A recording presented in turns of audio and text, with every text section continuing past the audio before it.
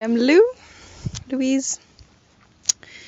I have the incredible blessing and privilege to be living at number 7 Summer Close. And I moved here in November 2021 as I was looking for a shelter and a place to retreat, breaking up from my partner. And at the time living on Burbridge Lane in his grandfather's attic room.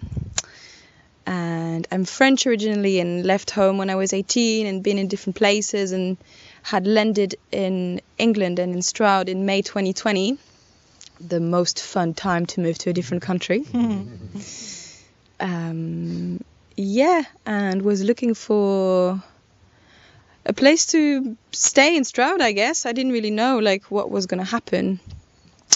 And so I remember that one of the initial conversations being on the terrace, on the patio, and explaining my situation, and then knowing about the yurt through the Red Hearth women, especially through Danny and Kat.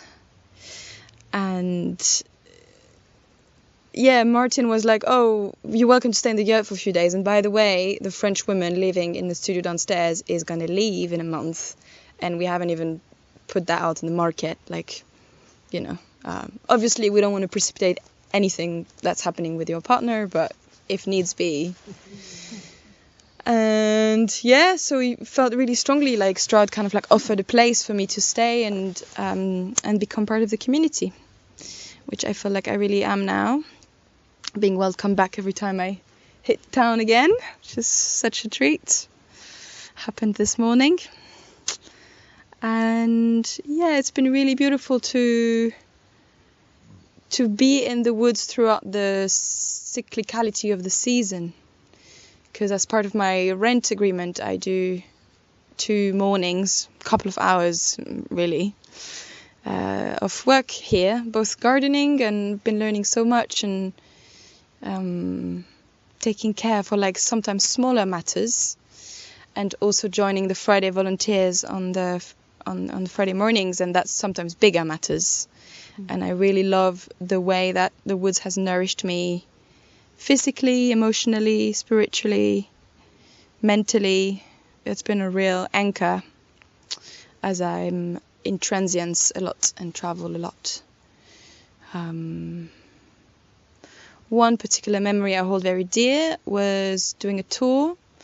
For my 30th birthday, I invited some family from France, including my grandmother. And Martin and I held a bilingual tour of the woods, which was amazing. I was only doing the English bit.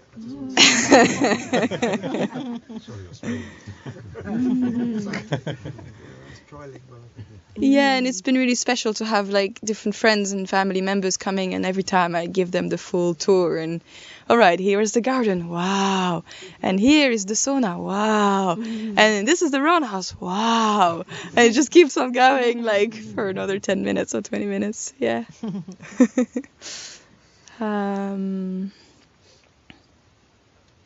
Lots of gratitude really. And maybe another moment that's more recent that has been really staying with me is during the last Red Hearth. There was an elders council held by a group of older women for any women that wanted and needed to call on them under the pine tree.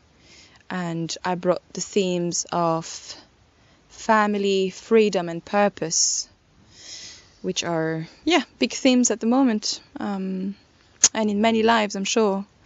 And there was something very powerful about being held under the pine tree with other women, older women, be held by community and by the land in that way.